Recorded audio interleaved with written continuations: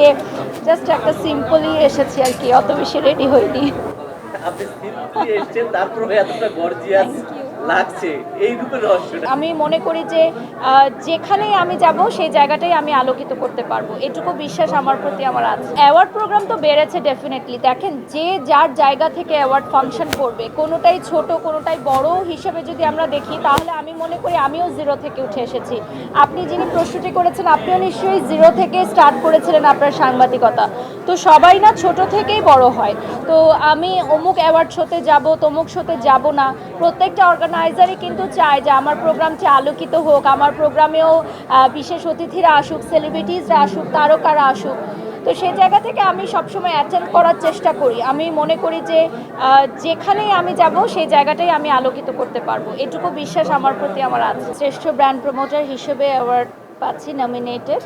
আজকে আসলে আমার আসার কথা ছিল না সত্যিকার অর্থে। আজকে আমি ভেবেছিলাম অ্যাওয়ার্ডটা আমি পরে কালেক্ট করে নিব, যেহেতু গত দিনে আমার মেয়ের জন্মদিন ছিল, আপনারা দেখেছেন, এবং আমাদের বাংলাদেশের ওয়েদারটাও প্রচণ্ড খারাপ ছিল। তো সেই জায়গা থেকে আমি ভেবেছিলাম যে আজকে হয়তো আমি অ্যাটেন্ড করতে পারবো না, আমি ঢাকার বাইরে ছিলাম।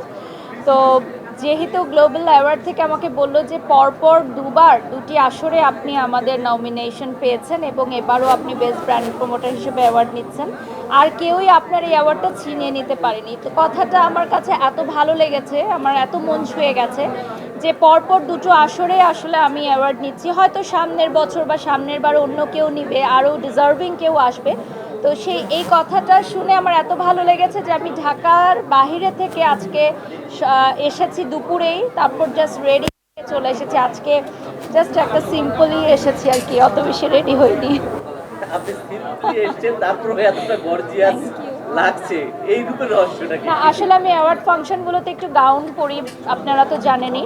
বাট আজকে আমি একটু শাড়ি পরেছি, যেহেতু আমার এরকমই প্রিপারেশন ছিল না যে আমি অনুষ্ঠানে আসব। তো শাড়ি পরলাম, যেহেতু সামনে আবার ঈদ আসছে। তো আজকে একদম ঈদের আগে আপনাদের সাথে হয়তো শেষ সাক্ষাৎ, ইনশাল্লাহ আবার ঈদের পরে দেখা হবে।